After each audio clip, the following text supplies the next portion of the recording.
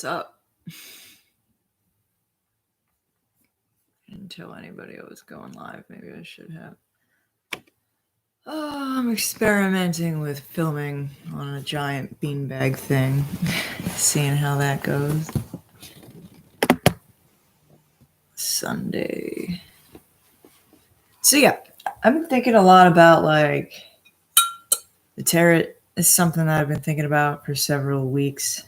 My friend was telling me this. I'm guessing it's probably a Jodorowsky thing, but the suits of the tarot, whatever, are essentially the same as the suits in a traditional playing deck, where you have swords, wands, pentacles, and cups. Wands are also known as batons. Pentacles are also known as coins. And basically there's this idea, which I'm not sure where it comes from, that each of these things, there's kind of two different ways to understand it, but each of these things is some combination of masculinity and femininity, or just one. So swords are the masculine. Wands or batons are the masculine-feminine. Pentacles are the feminine-masculine. Cups are the feminine-feminine. So pure masculinity, that's swords. Pure cups, or pure femininity, that's cups.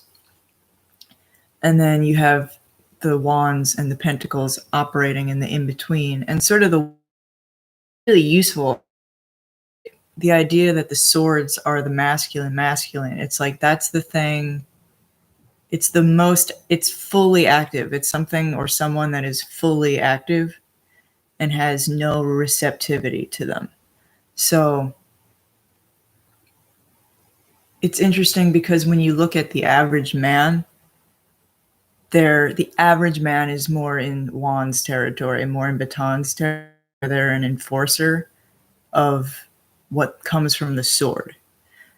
But in order to be an enforcer of what comes from the sword, you have to be receptive to the sword, right? You have to be receptive to that more concentrated masculinity.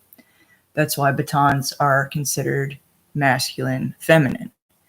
So it could be that they're outwardly masculine and that they're inwardly receptive or feminine. It could be that they're mostly masculine with a tad of femininity thrown in there. But so you need that receptivity in order to be an enforcer, because coming up with that for the masculine's role. And the other thing that I find really interesting about it is that implies the pentacles would be the feminine masculine. So pentacles are coins. It's essentially the earthly sphere, anything to do with money, where you live, how you eat, like all kinds of things. That's pentacles. And the thing that's interesting, it implies that when women are, it basically implies that money is a way for women to mock their own to create their own mock masculinity. That's essentially what it's saying. So that, because they're mostly feminine, they're a feminine masculine. They're not as masculine as the wands or batons, which are the creative force. It's a thing that happens when a woman is incapable of, what's the word? When a woman is incapable of living up to her spiritual, higher-minded femininity, which would be pure cups, which is pure receptivity. It's the feminine. She lapses into the feminine masculine, which is coins.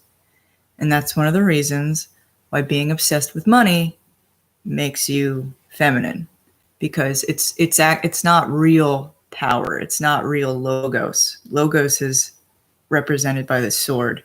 It's represented by the masculine. Is the word. It's the intellect, according to Jodorowsky.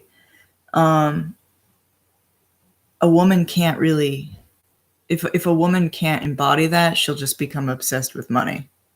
It's kind of funny, kind of exactly what's going on. So I just think that's interesting. You know, it's kind of like it's like a fake. It's like a fake masculinity, and that's exactly what's going on today with this, you know, single mom welfare state where women are forced to generate their own masculinity through money, right? So like when my mom wanted to provide for her family, she went to school so she could make money. That was her way of making up for the masculine that she felt was missing in her life. It happens all the time.